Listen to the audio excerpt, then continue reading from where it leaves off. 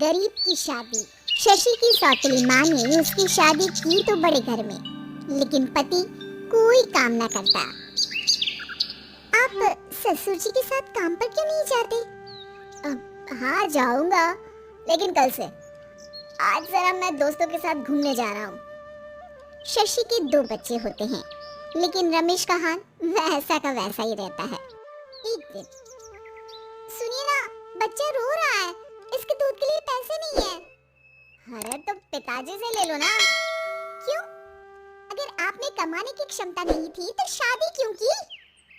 तभी घर आई बड़ी ननद बोल पड़ती है, आहा, तुम्हारी माँ को साफ साफ कह दिया था कि लड़का ना कमाता है ना कभी कमाएगा।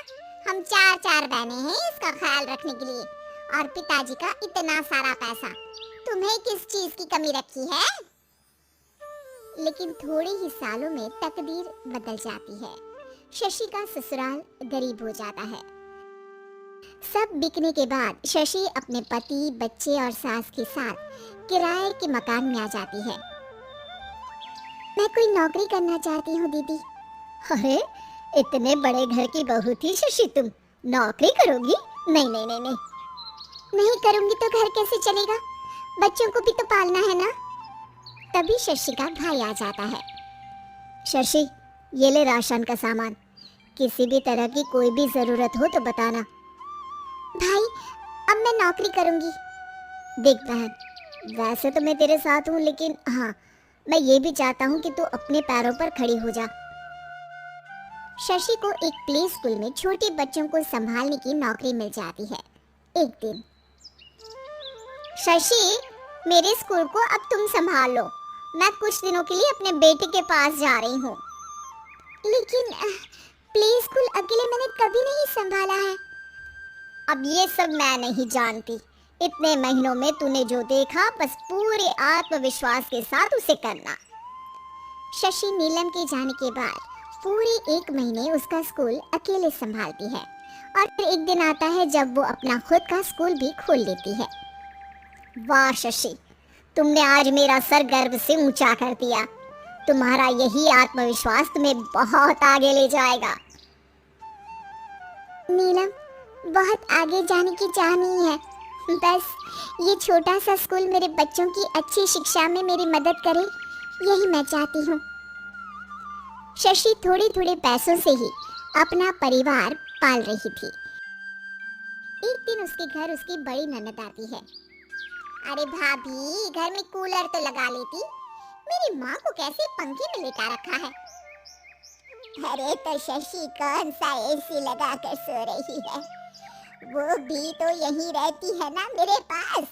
ज्यादा यहाँ आकर मेरी बहू को परेशान न किया करो। हाँ, मुझे भी शौक नहीं है इस छोटे से घर में आने का। मैं तो बस ये बोलने आई थी कि मेरे बेटे की शादी है तो ननिहाल का जो नेग होता है वो ले आना। हाँ, जितना बनेगा कर देंगे, और ना हुआ ना तो वो भी नहीं करेंगे। तभी शशि बोल पड़ती है, अरे नहीं माँ जी, रीटा घर की बेटी है, उसके ससुराल वाले उससे शादी पर पूछेंगे कि मायके से क्या मिला। रीटा, तुम मुझे सामान की लिस्ट भेज देना, मैं पूरी कोशिश करूंगी कि तुम्हारी हर डिमांड को पूरा करें। अच्छा, मैं खाना लगाती हूँ। शशि ये बोलकर किचन में चली जाती है। धीरे धीरे कर शशि किसी न किसी तरह अपनी सारी ननदों की डिमांड भी पूरी करती, बच्चों की ख्वाहिशें भी, और उनकी पढ़ाई के लिए पैसे जोड़ती। एक दिन जब शशि का बेटा 12वीं पास करके आता है, माँ, अब तुझे काम करने की जरूरत नहीं है, मैं अब कोई ना कोई नौकरी करके पढ़ाई भी साथ कर लिया करूँगा। शशि को लगता है कि बेटा और आगे पढ़ाई करे, लेकिन वक्त की मार के कारण वो बेटे को काम के लिए हाँ कर देती है। अब बेटा एक बैंक में चपरासी बन जाता है।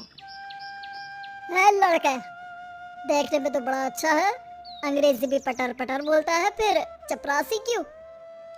लड़का सारी बात मैनेजर को बता देता है।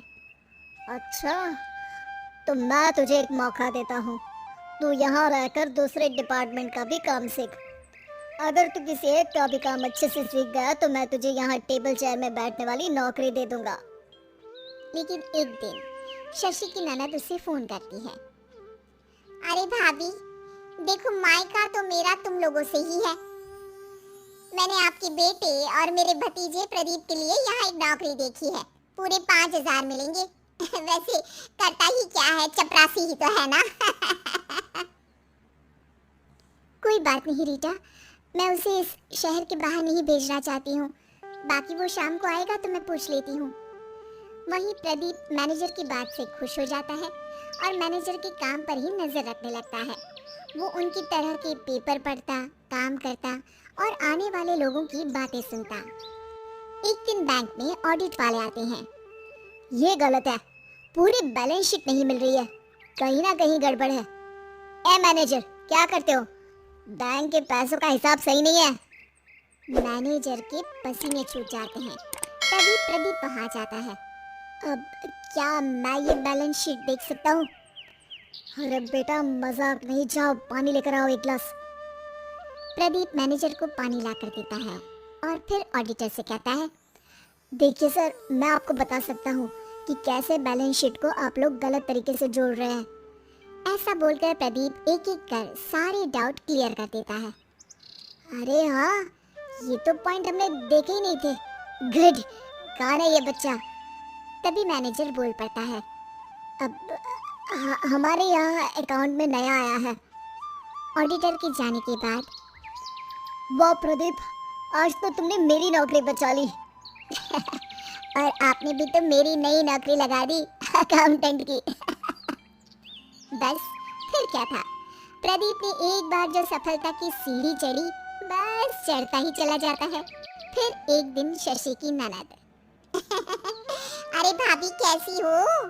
घर को तो बड़ा ही सुंदर चमका रखा है। अरे बेटी, कैसे आना हुआ? तू तो इस छोटे से घर में आना भी नहीं चाहती थी, कोई खास काम है क्या? अब हाँ, वो माँ, मेरा जो मझला बेटा है ना, वो अकाउंट से पढ़ाई कर रहा है, तो प्रदीप से बोलकर उसकी भी कहीं अच्छी नौकरी लगा दो ना। सास और शशि समझ जाते हैं कि कैसे पैसे आते ही लोगों के बात करने के तरीके से लेकर रिश्ते निभाने तक में बदलाव आ जाता है।